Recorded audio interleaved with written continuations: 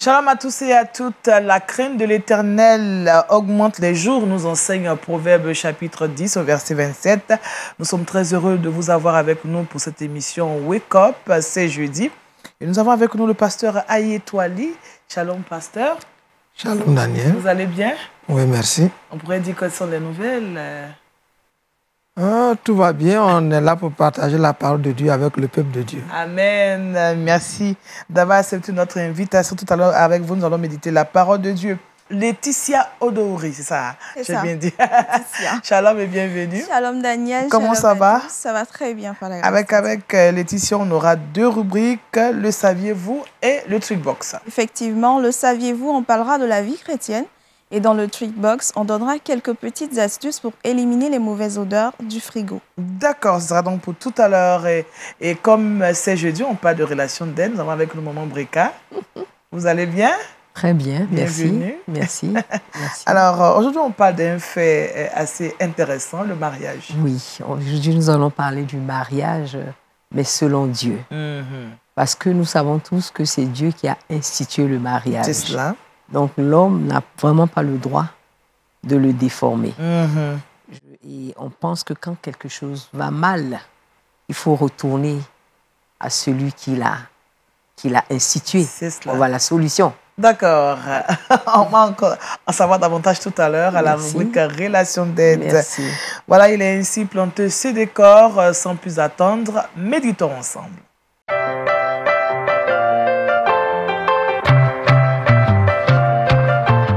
Avec le pasteur Aye, nous parlons de prière, la prière persévérante. Pasteur, vous avez toute la place. Merci Daniel, merci à tout le peuple. Je vous invite à ouvrir vos Bibles avec moi dans l'évangile de Luc au chapitre 18. Nous parlerons de la prière persévérante parce que l'Église devient de plus en plus faible dans la prière. Elle se relâche dans la prière. Les chrétiens se relâchent quand ils prient une fois, deux fois, trois fois qu'ils n'ont pas eu gain de cause. Ils se découragent et rompent les relations avec Dieu, avec la Bible, avec la prière et avec tout le monde. Ce n'est pas un fait nouveau. Et le Seigneur Jésus lui-même nous appelle à prier avec persévérance. Et nous lisons cela dans une parabole qu'il a donnée pour illustrer sa pensée. Évangile de Luc chapitre 18, versets 1 et suivant. Jésus leur adressa une parabole pour montrer qu'il faut toujours prier et ne point se relâcher. Il dit: il y avait dans une ville un juge qui ne craignait point Dieu et qui n'avait d'égard pour personne. Il y avait aussi dans cette ville une veuve qui venait lui dire: fais-moi justice de ma partie adverse. Pendant longtemps, il refusa. Mais ensuite, il dit en lui-même: quoique je ne craigne point Dieu et que je n'ai d'égard pour personne, néanmoins, parce que cette veuve m'importune, je lui ferai justice afin qu'elle ne vienne pas sans cesse me casser la tête. Verset 6, le Seigneur ajouta: entendez ce que dit le juge inique. Et Dieu ne fera-t-il pas justice à ses élus qui crient à lui jour et nuit, et tardera-t-il à leur égard? Je vous le dis, il leur fera promptement justice. Mais quand le Fils de l'homme viendra, trouvera-t-il de la foi sur la terre? Voici l'histoire. Dans la parabole, il y a deux personnages principaux, la veuve et le juge. Puis il y a un troisième personnage qui n'apparaît pas, celui avec qui la veuve a un problème, qui doit être un boss. La veuve, généralement, elle est vulnérable. Elle est faible, elle est démunie. Et elle réclame justice parce qu'elle a une affaire avec quelqu'un. Et dans cette affaire, elle sait qu'elle a raison. Et elle croit qu'elle a raison. Mais dans la ville, elle fait recours à un juge qui traîne les pas, qui donne l'impression que la partie adverse l'a vue en parallèle. Et donc, de report en report, l'affaire tarde. Mais la dame, elle insiste, elle vient. À chaque rendez-vous, elle pose le même problème. Et puis le juge qui capitule, qui dit, bien que je ne craigne point Dieu et que je n'ai d'égard pour personne, il faut que je fasse justice à cette femme pour avoir la vie tranquille. Et puis, on les met en parallèle avec Dieu et avec nous. Le juge en parallèle avec Dieu et puis la femme en parallèle avec nous. Le juge, il avait tout pouvoir. Il ne craint personne. Même le sous-préfet de la ville n'a d'égard pour lui. Et puis, il peut rendre son jugement, un jugement unique. Et puis, sa conscience est tranquille. Il ne se soucie de rien. Non, sa conscience est morte. C'est ça. Il y a des cas comme ça. Oui. Il n'a pas de conscience. Et donc, la dame décide d'insister jusqu'à avoir gain de cause. Alors, Jésus nous donne cette parabole pour que nous, les chrétiens, nous puissions imiter cette femme. Et commence en disant, le texte commence par Jésus leur adressa une parabole pour montrer qu'il faut toujours prier et ne point se relâcher. C'est ça. Quelle est notre attitude aujourd'hui dans la prière? Nous nous relâchons. Nous sommes habitués à des choses instantanées, à une prière qui est exaucée, qui doit être exaucée immédiatement. Mais ce n'est pas du tic au tac. Ce n'est pas toujours que Dieu répond du tic au tac. Et on ne peut pas forcer Dieu, on ne peut pas le manipuler. Oui. Et puis, Dieu veut que nous voyions la prière comme un privilège, pas comme une nécessité douloureuse. Parce que pour beaucoup de chrétiens, la prière est une nécessité douloureuse. Il y en a même qui sont tristes quand on va prier. Quand on dit on va jeûner et prier, il y en a qui sont tristes. Quand le pasteur annonce que bon, le prochain culte sera un culte de prière, on va prier juste, le message sera court, on va prier beaucoup, il y en a qui ne viennent pas au culte. Tu vois la prière comme une corvée. Or, la prière devrait être vue comme un privilège. Si le président de la République vous donnait rendez-vous et vous demandait de présenter la liste de vos besoins, est-ce que vous aurez hâte de sortir de son bureau? Non. Non, on prendra tout le temps. Tout le temps.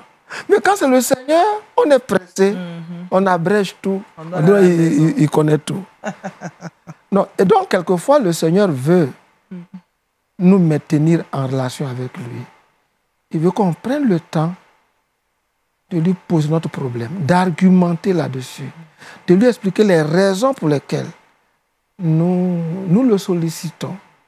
Parce qu'il y a dans Jacques, il est dit, vous demandez et vous ne recevez pas parce que vous demandez mal, dans le but de satisfaire vos passions. Donc, quelquefois, le Seigneur veut qu'on lui montre ce que lui gagne, ce que son œuvre gagne dans la prière. On connaît l'histoire de Anne, la veuve, la stérile. La stérile, oui. La Bible dit que plusieurs fois, elle est allée à Silo, plusieurs fois, et Péniel l'a mortifiée. Pendant plusieurs années, Dieu a été indifférent à ses prières, à ses pleurs. Dieu sait ce qu'elle avait comme besoin. Mais elle, comme cette dame-là, elle insistait. Elle dit, Dieu, un enfant ne peut pas le trouver ailleurs. C'est seulement auprès de toi. Oui. Donc, elle a insisté. Oui.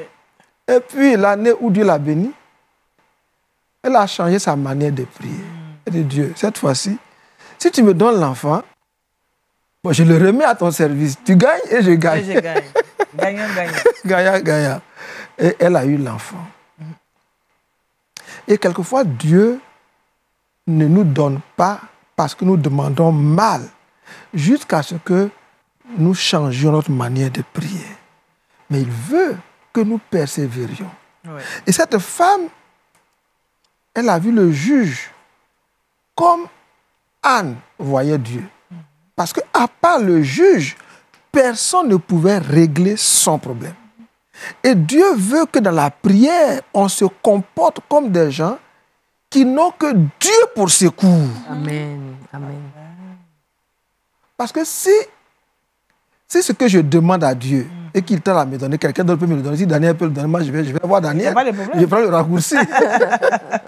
Mais Dieu tarde pour nous faire comprendre que à part lui, on n'a pas d'autres ressources. C'est ça. On n'a pas d'autres appuis. Et même si quelqu'un peut nous aider, c'est lui qui va incliner le cœur de la personne. Et donc, il veut que nous persévérions jusqu'à ce qu'il nous accorde ce que nous lui avons demandé. Mais ce n'est pas ça qu'on voit. Ce n'est pas cette ténacité-là qu'on voit aujourd'hui dans l'Église. Et c'est à cela que j'appelle les chrétiens. Dieu veut que cette femme soit pour nous comme un modèle dans notre attitude quand on prie. Insister, croire que c'est Dieu. Il est souverain. Il est libre de me donner, mais je vais insister jusqu'à ce qu'il ait pitié de moi. Je vais insister jusqu'à ce qu'il me fasse droit. Et puis, je vais lui montrer aussi que c'est mon droit d'avoir un enfant. Si c'est un enfant, c'est mon droit de travailler. Si c'est le travail, c'est mon droit d'être en bonne santé. Si c'est la maladie, cette femme, elle réclamait son droit. Son droit. Donc, si la partie adverse, c'est Satan qui me rend malade, c'est Satan qui met la main sur mon travail, c'est Satan qui met la main sur ma fertilité. Oui. Mais il faut que j'aille devant Dieu. Dieu, j'ai le droit d'être en bonne santé, j'ai le droit. Pourquoi laisserais-tu Satan hypothéquer tous mes droits, me malmener? Rends-moi partie de ma partie, rends-moi justice de ma partie adverse. Et Dieu, c'est comme ça que Dieu veut qu'on se comporte dans notre prière. Mais ce n'est pas une prière où on bombarde Dieu, on le menace. Non, on négocie avec Dieu. On insiste avec Dieu. On plaide. Oui. On plaide. On supplie Dieu. On supplie Dieu. Et même avec des actions de grâce. Seigneur, merci pour la vie que tu me donnes. Mais je te rappelle que mon problème de travail n'est pas encore résolu. Merci pour ce jour nouveau. Merci pour la nouvelle année. Oui. Seigneur, on est dans un nouveau mois. Merci pour le nouveau mois. Mais j'ai des sujets en instance. J'ai plein de dossiers que je t'ai soumis. Nous devons rappeler à Dieu ce que nous lui avons demandé et qu'il n'a pas encore donné. Et un moment viendra où il dira, il faut que je règle le problème de ce pasteur Aïe là, sinon il va tout le temps m'embêter. Il va tout le temps m'embêter. Il faut que je règle le problème de telle personne. Oui. Et Dieu aime ça. C'est pourquoi dans l'Épître aux Hébreux, il a dit, il faut que celui qui s'approche de Dieu croit que Dieu existe et qu'il est le rémunérateur de ceux qui le cherchent. Amen. Donc prier, c'est d'abord un acte de foi. Je crois que Dieu existe. Je crois que Dieu répond à la prière. Je crois que Dieu est attentionné pour ses enfants. Je crois que Dieu aime ses enfants. Je crois que Dieu est attentif aux besoins de ses enfants. Amen. Amen. Si nous avons cette attitude, Dieu nous répondra. Même si la réponse ne vient pas immédiatement. Elle viendra. D'accord. Et puis, si elle tarde, il ne faut pas céder au découragement. Habakkuk a dit, si la prophétie tarde, attends-la car elle s'accomplira. Elle s'accomplira. Certainement. Le Seigneur m'a dit, demandez, vous recevrez. Il a dit, si méchants comme vous l'êtes, vous les hommes, vous ne donnez pas du serpent à vos enfants quand ils vous demandent du poisson. Vous ne donnez pas des cailloux quand ils vous demandent du pain. à combien plus forte raison le Père Céleste donnera-t-il de bonnes choses à ses enfants qui le lui demandent. Demandons, insistons, persévérons et trouvons toujours du plaisir à venir devant Dieu pour lui rappeler nos préoccupations et il nous répondra. C'est ce que Jésus a dit. Amen. Dieu nous bénisse. Amen. La prière persévérante, vraiment merci Pasteur Ayetouali qui nous permet de comprendre que nous devons toujours insister dans la Toujours prière. insister. Alors Pasteur, moi ce que j'aimerais savoir, est-ce que le fait que la réponse tarde, c'est forcément la volonté de Dieu? Parce qu'il y a des choses qu'on demande à Dieu, mais on n'a pas de réponse. Mais on insiste, on insiste. Oh, il y a d'autres choses certainement qui sont peut-être meilleures. Quand vous voulez quelque chose qui est de votre droit, il faut insister. Alors, je rendais ici le témoignage en réponse d'une dame avec qui on a prié dès un certain âge, 50 ans passés. Elle voulait se marier. Ses amis l'ont découragée. Ton âge est avancé. Mais elle s'est mariée à plus de 50 ans, heureuse dans son foyer. Tout laissait croire que Dieu ne voulait pas qu'elle se marie. Mais finalement, Dieu a voulu qu'elle se marie. Et elle est heureuse dans son foyer. J'ai prié. Dieu ne m'a pas donné, donc je vais prendre un raccourci. Je vais prendre un pain quelque part et puis je vais le convertir, je vais le réchauffer. Non, c'est ça qui n'est pas Dieu. Il faut que ça soit un don de Dieu. Anne dit, l'enfant s'appellera Samuel parce que je l'ai demandé à Dieu. Il faudrait que tout ce qu'on possède, que ce soit voiture, travail, soit des Samuel que nous avons demandé à Dieu et reçu de Dieu. Amen. Nous devons aussi avoir la conviction. La conviction aussi compte pour quelque chose dans cette attente. Il faut être convaincu que Dieu est le rémunérateur de ceux qui s'approchent de lui. Amen. Laetitia a une question peut-être? Une question, plus ou moins. Alors, pasteur, au vu de tout ce que vous avez dit tout à l'heure concernant la prière persévérante, c'est vrai qu'on prie tout le temps, on prie, on continue de prier. Mais lorsque le Seigneur nous répond, il ne nous répond pas forcément selon ce qu'on attend. Comment est-ce qu'on peut savoir que cette réponse qu'on a reçue là est la réponse à notre prière? Alors, quand Dieu te donne quelque chose, cette chose, elle convient à tes besoins réels. Elle va produire une paix. La Bible dit que la paix de Dieu qui surpasse toute intelligence gardera vos cœurs et vos pensées en Christ quand Dieu répond. Amen. Maintenant, quand ce que vous avez obtenu n'est pas la réponse de Dieu, vous l'avez, mais en dessous de votre joie émotionnelle, il y a une tristesse et une forme de culpabilité qui montre que vous avez eu quelque chose, mais cette chose ne vient pas de Dieu. Parce que tout ce que Dieu donne apporte la joie et la tranquillité intérieure. Cela n'est suivi d'aucun chagrin, comme on a l'habitude. Alléluia. Amen. Alors, parce que ça, c'est toutes les prières qui doivent être persévérantes. Oui, toutes les prières doivent être persévérantes. Pourquoi? Parce que, d'abord, il y a des forces du mal. Dans le prophète Daniel, il a prié, il avait été exaucé, mais le roi de Perse lui a résisté pendant 21 jours, a supposé qu'il ne persévère pas, alors qu'il est déjà exaucé. Donc, ce que nous demandons peut être retardé, aussi contrarié par des forces de ténèbres.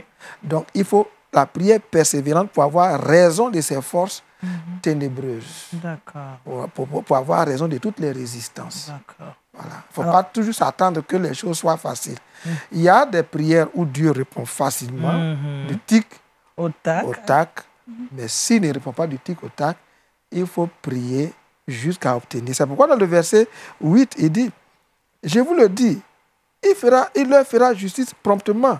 Mais quand le Fils de l'homme viendra, trouvera-t-il la foi sur la terre? A dit, avec ce qu'il observe aujourd'hui, où les gens se découragent, ils abandonnent, ils abdiquent.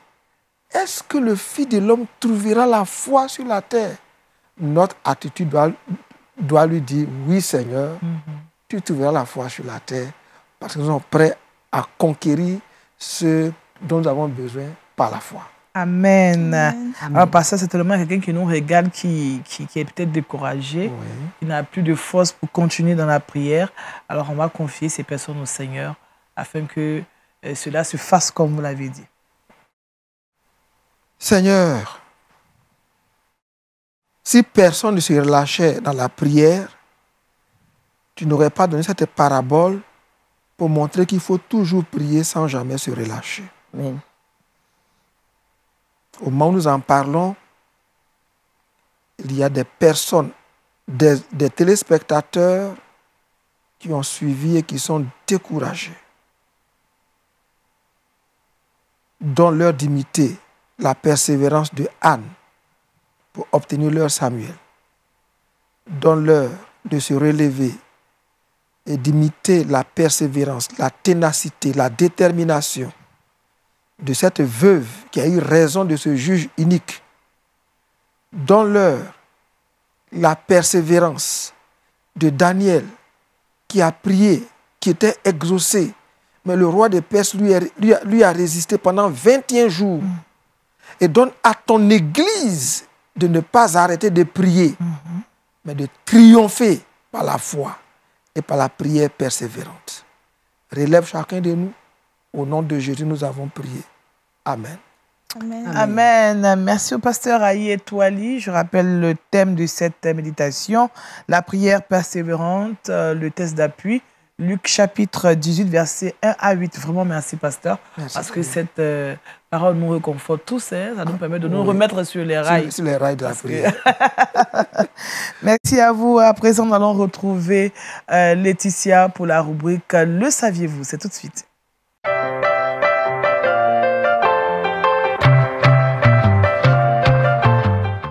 Avec Laetitia, on parle de la vie chrétienne. Effectivement, Daniel. Aujourd'hui, j'ai décidé de parler de la vie chrétienne. Et à ce propos, je voulais savoir si tu connais les 10 principes fondamentaux de la vie du chrétien selon Billy Graham. Pas vraiment. D'accord.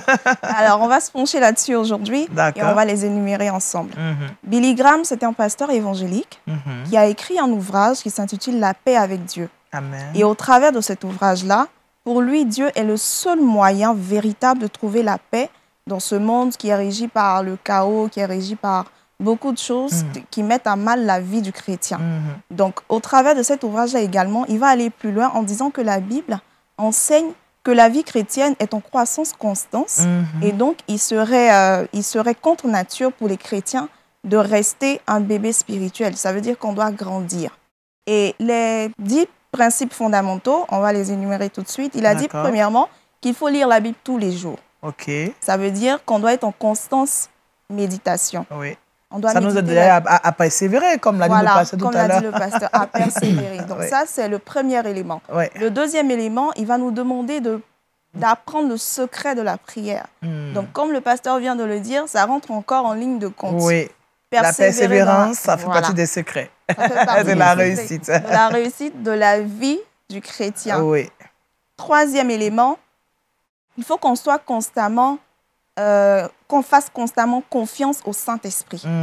Le Saint-Esprit ne nous trompe jamais. Amen. Le Saint-Esprit, quelle que soit la situation que nous traversons, est toujours là. Amen. Faisons confiance au Saint-Esprit. Quatrième élément, il faut qu'on soit régulièrement, qu'on aille régulièrement à l'église.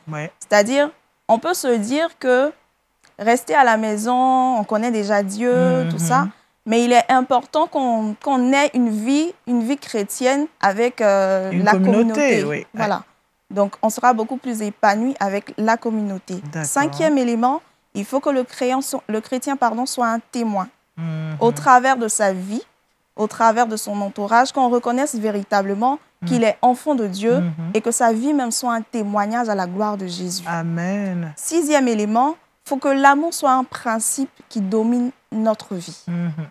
L'amour véritable, l'amour agapé. Amen. Que l'amour soit un principe fondamental. Septième élément, il faut que le chrétien soit obéissant. Ah ouais. Oui. L'obéissance vaut mieux que le sacrifice. Merci, Daniel. Huitième élément, il faut apprendre à faire face à la tentation. Il ne faut pas se dire que parce que j'ai eu telle tentation, telle autre tentation, pourquoi est-ce que c'est moi toujours le Seigneur éprouve ce que j'ai fait? Mais faire face à la tentation, ça prouve véritablement que notre vie avec le Seigneur est pleine. Voilà, ce n'est pas une vie qui voilà. C'est pas latent, ça bouge. Ça bouge tout le temps. Oui. 9e élément, que nous soyons un chrétien saint. La sanctification. La sanctification, la consécration, que ces deux mots-là soient les maîtres dans notre vie. 10e élément, que nous vivons au-dessus de toutes circonstances. C'est-à-dire que, quelle que soit la situation que chez vous, vous traversez, dites-vous que le Seigneur est toujours avec vous et qu'il ne vous laissera jamais tomber, il ne vous abandonnera pas. Amen. Donc, ce sont ces 10 principes fondamentaux, selon Billy Graham, qui font de la vie du chrétien une vie pleine, une vie remplie, une vie épanouie. Et quelles que soient les situations, quels que soient les troubles de la société, le chrétien restera toujours intact et intègre. Amen. Je crois, pasteur, au travers des dits de Laetitia, on retrouve ce que vous avez dit tout à l'heure. On retrouve la prière. Et... Oui. En tout cas, ce sont des principes qui, s'ils font défaut, la vie chrétienne sera complètement déséquilibrée. Même quand un seul élément est défaillant, quand un seul élément défaillant va déséquilibrer votre vie. C'est ça. Voilà. Si vous n'avez pas le Saint-Esprit, vous devenez charnel. Vous marchez par vous-même. Alors que le Saint-Esprit nous rend témoins. Et nous conduit dans toute la vérité. Amen. Si vous ne priez pas, vous perdez le contact avec Dieu. Si vous ne marchez pas dans la sanctification, si vous ne témoignez pas, votre vie sera une vie fade. Donc, merci à Laetitia qui nous rappelle, qui nous permet de nous scanner. Ah oui, des fois, il faut se scanner aussi. Il ne faut pas attendre qu'on nous scanne, que nous-mêmes nous puissions faire cela. Merci beaucoup. Autant que faire se peut. Très intéressant. Merci, pasteur. Alors, merci également à Laetitia. Quelque chose d'autre à ajouter, Laetitia? Soyons persévérants dans la prière, comme le pasteur l'a dit. Continuons de toujours persévérer. Et ne nous disons pas qu'une fois, 2 fois, même si le Seigneur ne répond pas, je vais baisser les bras. Non, pas du tout. Allons-y, car nous serons vainqueurs certainement. Amen. Merci. Je peux poser une question, pasteur? Oui, Maman Breka. Oui. Parce que là, on revient toujours, même si le Seigneur ne répond pas. Oui. Parce qu'on ne prie pas seulement pour obtenir quelque chose. La prière, ce n'est pas seulement ça. La prière, tu peux intercéder pour ta nation. Tu peux intercéder pour ta famille, pour la conversion. Mais là, j'ai l'impression que... Donc, je voulais demander à pasteur si c'est vraiment ça, quoi. Parce que... non. Alors, quand il t'exauce pas, il faut continuer. Non, il n'y a pas que ça. Oui, même si on intercède pour la nation. Par exemple, il y a des troubles dans le pays. On intercède. Si les troubles continuent, on persévère jusqu'à ce que les troubles s'arrêtent. Si on prie, on intercède pour que l'évangile soit répandu. C'est jusqu'à ce que le Seigneur revienne. Voilà, il ne faut pas arrêter parce qu'on prie pour que l'évangile se répande et puis le mal se développe. Contrairement, on se décourage. Non, il faut persévérer jusqu'à ce que nos villages se convertissent, nos pays se convertissent, notre service se convertisse. Donc, la prière, il y a d'abord l'intercession, mais aussi il y a nos requêtes. Dans les 2 cas, il faut insister jusqu'à ce que le Seigneur ouvre les portes. Amen. Amen. Maman Breka, ça peut aller. Oui, ça va très bien. D'accord. Laetitia? Merci, ça va aussi. D'accord, merci. En tout cas, j'espère que vous notez bien ce qui est dit. Et je pense que ce matin, nous sommes très enrichis à travers d'abord la méditation avec le pasteur et puis ce que Laetitia nous a donné comme information. Ce sont les 10 principes de la vie chrétienne selon Billy Graham. D'accord. Nous allons nous intéresser maintenant à la relation d'aide. Là, on va parler de mariage. C'est tout de suite relation d'aide.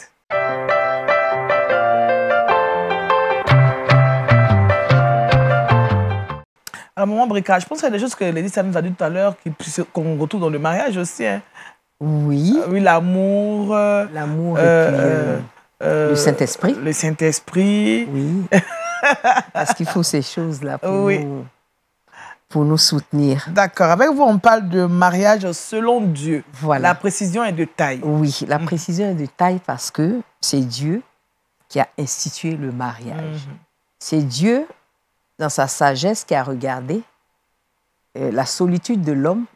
Et il a dit, celui-là, il faut qu'on lui fasse une aide semblable pour combler d'abord sa solitude. Amen. Et donc, il a créé donc la femme. Et donc, si je veux donner une définition au mariage, c'est l'union de deux personnes, mais homme et femme. Sexe opposé. J'entends. J'insiste là-dessus. Oui, sexe opposé. Madame, monsieur. Voilà, en vue de bâtir une famille, de réaliser des projets et de veiller aussi aux intérêts de Dieu, sur les intérêts de Dieu qui sont la promotion de son royaume sur la terre ici. C'est ça. Voilà. Donc, c'est la première définition que je peux donner du mariage. Maintenant, je m'en vais dire que le mariage, ces deux personnes-là viennent de deux arrière-plans différents, de mentalités différentes, d'éducation différente. Donc, ils sont les deux différents. Mais pourtant, on parle de mariage. C'est extraordinaire. Vous êtes habillés en noir et blanc. Le blanc et le noir sont deux couleurs diamétralement opposées. Mais pourtant, ça se marie. N'est-ce pas? Le pasteur, vous voyez ce beau bleu-là, avec le blanc, ça se marie. Le roi, hein? Voilà. Donc, il est dans la royauté, là. Ça se marie. Laetitia, son noir. Du vert, noir. Ça se marie. L'espérance. C'est deux couleurs diamétralement. C'est ça. Alors, qu'est-ce que Dieu veut nous enseigner? Il veut nous dire que lui, Dieu, il trouve son harmonie dans notre diversité. Amen. Nous sommes différents, mais il réussit à mettre l'harmonie. Pourvu seulement que l'homme et puis la femme rentrent sous le couvert de Dieu, se mettent sous le parapluie de Dieu, comprennent la pensée de Dieu pour qu'ils soient en harmonie. Amen. Donc, l'institution étant divine, elle est régie par des lois divines. Et donc, Dieu, qui n'aime pas le désordre, a établi certaines choses. Il a établi, comment on l'appelle, le rôle et la responsabilité de chaque conjoint pour que le couple soit harmonieux. Donc, ce que je veux dire, Daniel, le mariage est tellement important qu'il ne faut pas le laisser entre les mains des aventuriers, des amateurs et des immatures. Parce qu'il s'agit du mariage d'un homme et d'une femme. On ne parle pas de fillettes ou de garçonnets. Donc, c'est-à-dire des hommes, deux personnes responsables. Donc, on ne se marie pas pour les raisons que je vais citer. Par exemple, se venger. Moi, je connais quand on était à Cité-Mermoz. Il y a une dame qui a épousé un homme parce que la fiancée du monsieur l'a soupçonné de sortir avec son copain. Donc, comme elle ne sortait pas avec lui, pour montrer à la dame qu'elle peut le faire. Oui. Elle est sortie avec le monsieur et ils se sont mariés. Mais c'était la douleur de sa vie. Parce qu'elle s'est mariée par vengeance.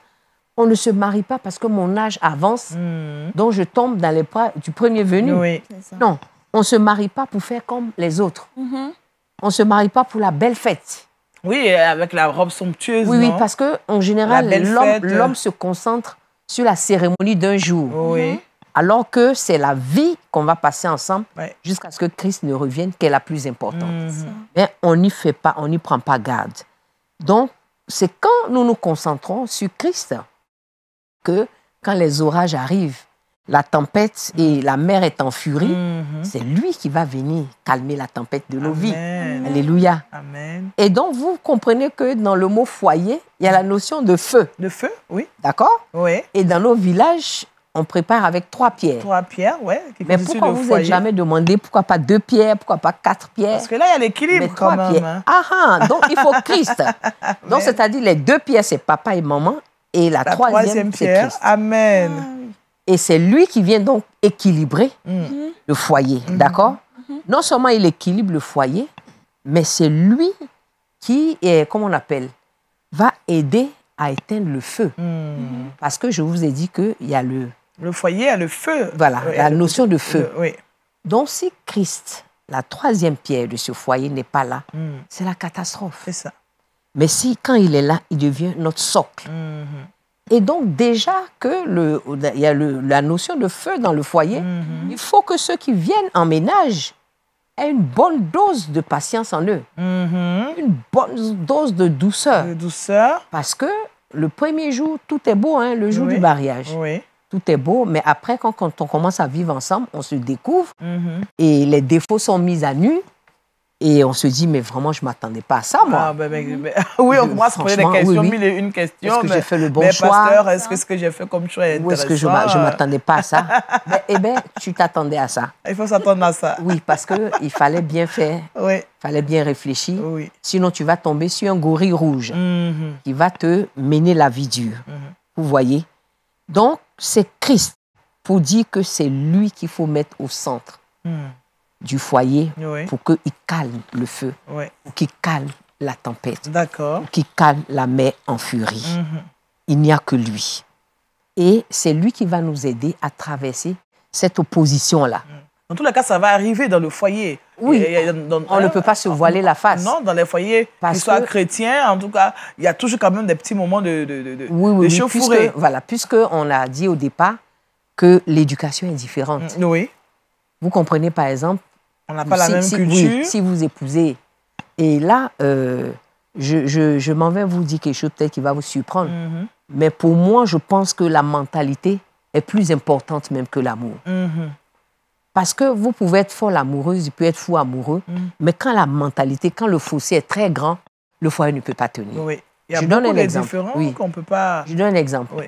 Par exemple, vous avez une famille, la famille a les moyens, et la femme dit, bon, on a les moyens, l'enfant a bien travaillé, bon, on va le faire partir, par exemple, en Europe pour continuer. Et le père qui dit, moi, je fais toutes mes études ici.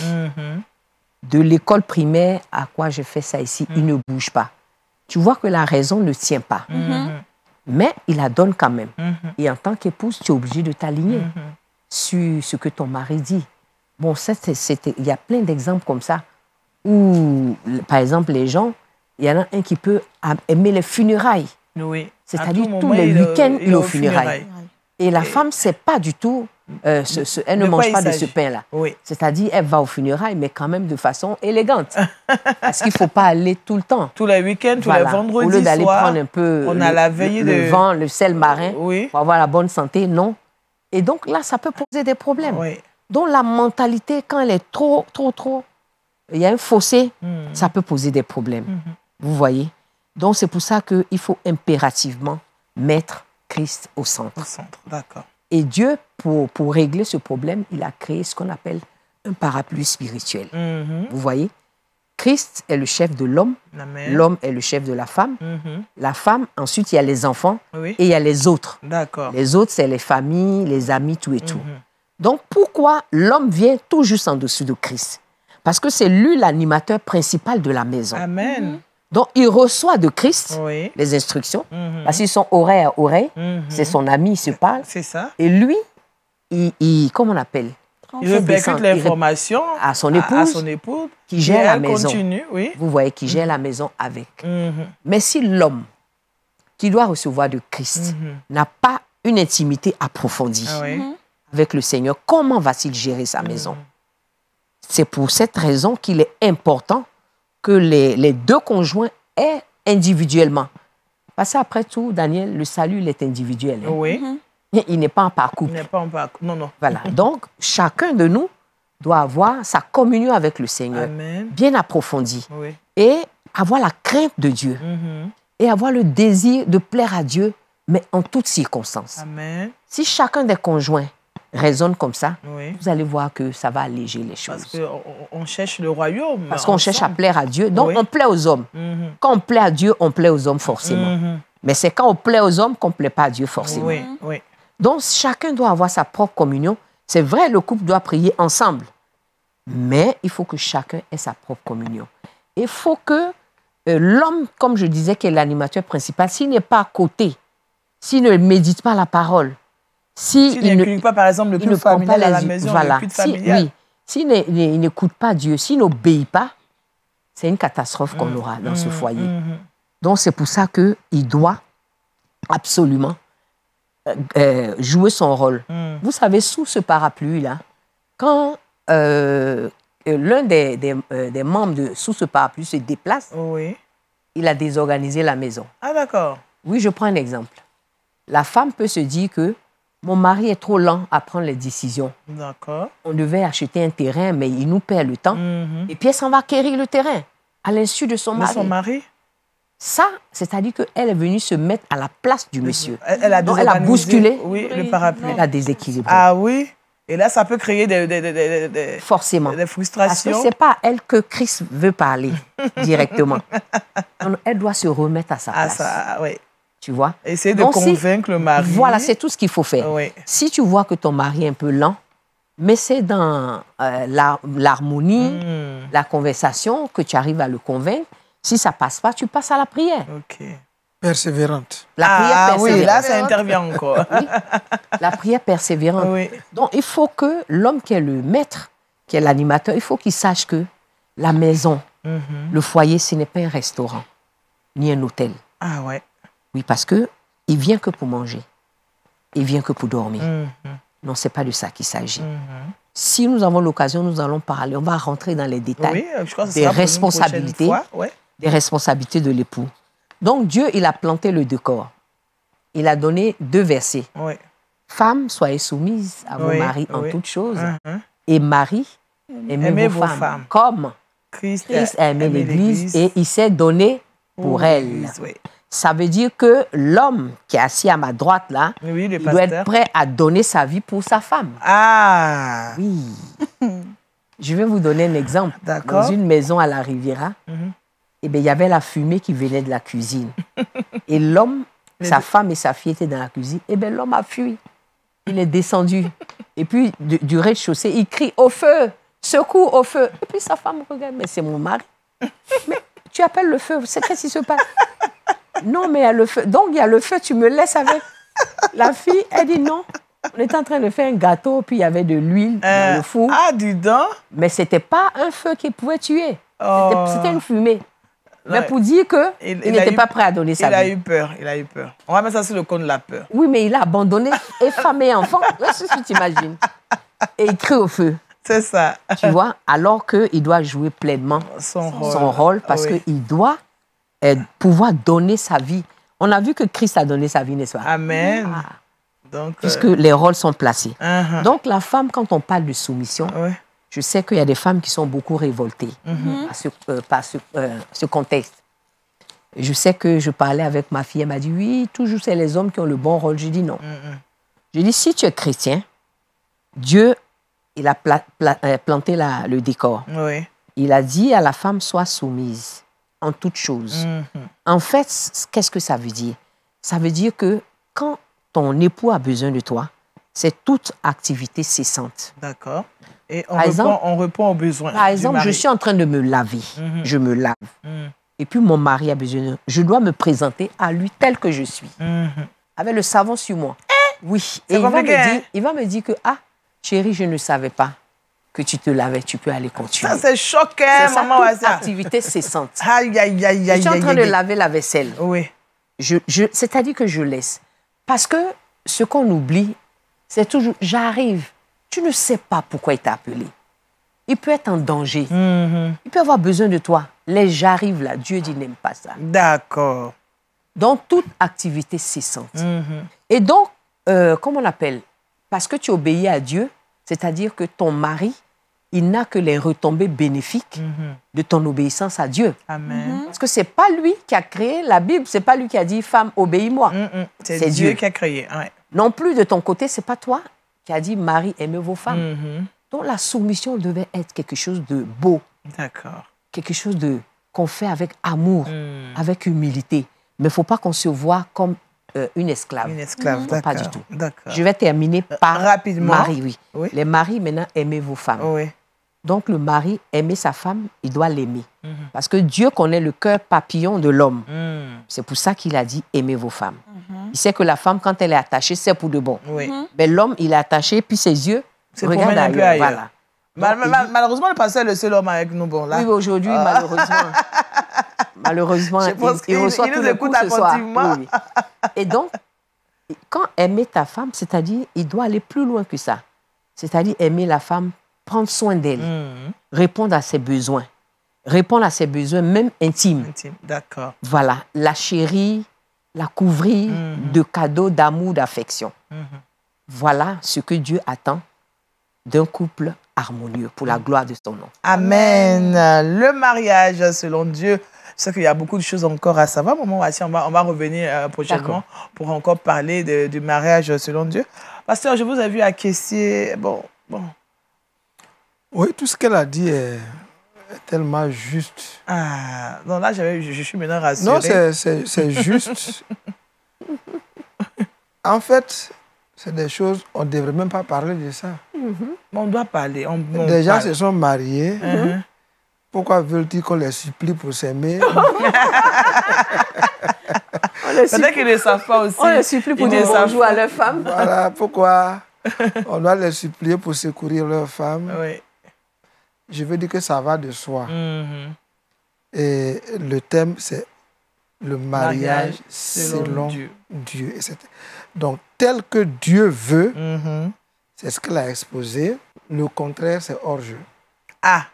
En tout cas. Là, ça me touche aussi. Le contraire, c'est hors-jeu. Je pense que...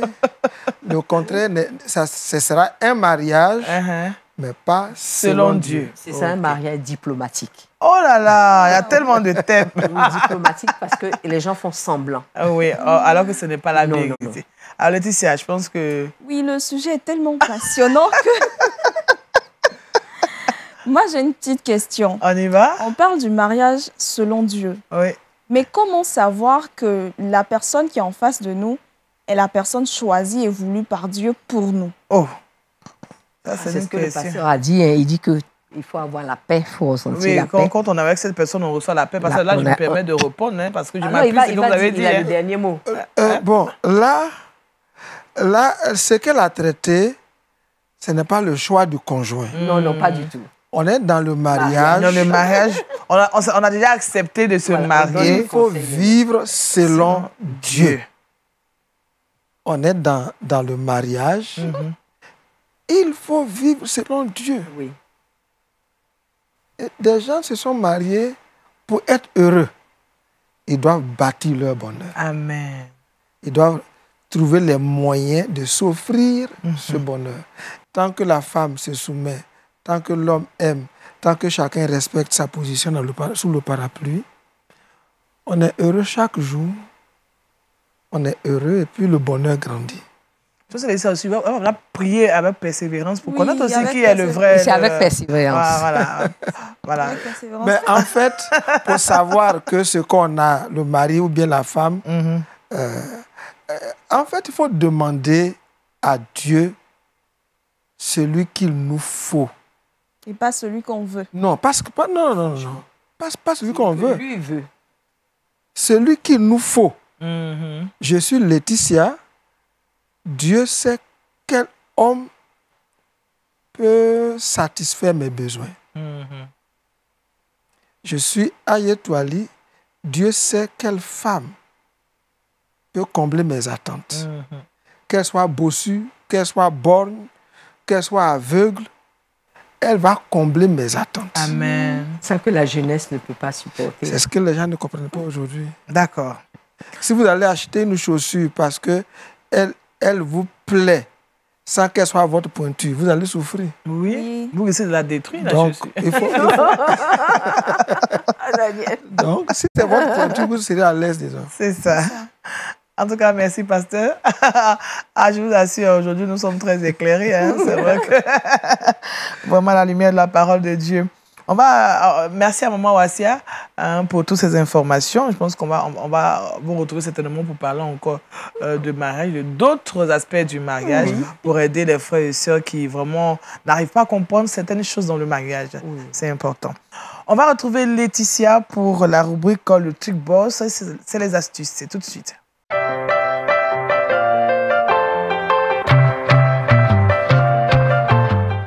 Avec Laetitia, on a des astuces pour éliminer les mauvaises odeurs. Effectivement, Daniel. Aujourd'hui, je viens partager avec vous, téléspectateurs, quelques astuces pour pouvoir éliminer les mauvaises odeurs du frigo.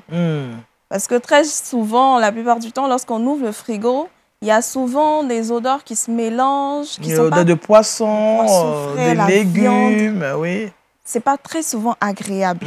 Et ça peut laisser des mauvaises odeurs même dans la maison.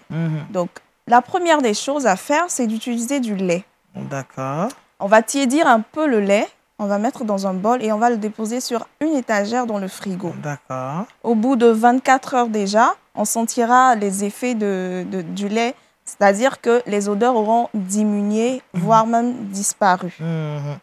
La deuxième des choses qu'on va faire, c'est qu'on va concocter un petit mélange avec de l'eau, du jus de citron et du bicarbonate de soude. D'accord. Donc, on va mettre tout cela dans un petit récipient, bien agité et vaporisé dans le réfrigérateur. Au bout de quelques heures, au bout de quelques temps, on va constater également que les odeurs auront disparu. La troisième des choses qu'on va faire, c'est qu'on va utiliser le bicarbonate de soude, qui est un élément, un produit très important pour éliminer les mauvaises odeurs. Donc, on va utiliser le bicarbonate de soude, qu'on va mettre cette fois-ci la poudre dans un petit récipient, comme pour le lait. On va le mettre juste sur l'étagère dans le réfrigérateur. Et on va constater au bout de quelques temps, au bout de 24 heures, que les odeurs auront disparu. Donc, le bicarbonate de soude va peut-être essayer d'absorber les mauvaises odeurs. C'est ça. Et ça donne une odeur de fraîcheur quand on ouvre le réfrigérateur. De fraîcheur quand on ouvre le frigo. Ça devient plus agréable. Oui, on a envie d'ouvrir le réfrigérateur. C'est ça. Donc, c'est ces trois petites astuces. On va rappeler les astuces. D'abord, le lait. Premièrement, on va prendre du lait tiède. Deuxièmement, on va utiliser un mélange fait maison à base d'eau, de jus de citron et un peu de bicarbonate de soude. Troisième des choses, on va utiliser le bicarbonate de soude uniquement. D'accord. Voilà. Et donc, ce sont des astuces naturelles, vraiment. Naturelles, vraiment. Qu'on peut... Moi, je pense... Mais il y a une autre astuce que tu ne sais pas. Peut-être que je vais te... Le charbon. Le charbon, on juste le mettre dans un coin du réfrigérateur, ça absorbe aussi les mauvaises odeurs. Le charbon de bois. Le charbon de bois, oui. Le charbon de bois. Au cas où vous n'avez pas le bicarbonate de soude, ça c'est juste ce que j'ai ajouté, le petit boisseau, quoi. Merci, Daniel. Parce que quand le réfrigérateur, on l'ouvre et que ça ne sent pas très bon, c'est un peu désagréable. C'est pas agréable, voilà. Je pense que le moment où Breka nous regarde et elle sait un peu de quoi on parle. Mais est-ce qu'on peut faire le tout en même temps? Et le lait et le bicarbonate. Non, il faut choisir. Il faut choisir. C'est mieux de choisir un élément. Oui, non, ça devient l'excès là. Il faut choisir et puis le tout est joué. Merci Laetitia. Merci, nous allons encore retrouver Laetitia qui va nous donner le verset boussole pour terminer. Alors le verset boussole d'aujourd'hui, c'est dans Philippiens 4, le verset 6. Ne vous inquiétez de rien, mais en toute chose, faites connaître vos besoins à Dieu par des prières et des supplications avec des actions de grâce. Amen. Merci Laetitia. Merci au pasteur Ayetouali qui nous a vraiment galvanisé aujourd'hui. Il nous demande de prier avec persévérance. Il faut continuer de prier à l'image de cette dame-là qui a réclamé son droit par la prière. On peut le voir dans le livre de Luc, chapitre 18, au verset 1 jusqu'à 8. Merci à Maman Brega-Wassi avec qui nous avons fait la rubrique Relations d'aide, avec qui nous avons parlé du mariage selon Dieu. Ah, j'ai beaucoup apprécié. Merci à Laetitia pour toutes ces informations et à la régie qui nous a permis d'être chez vous.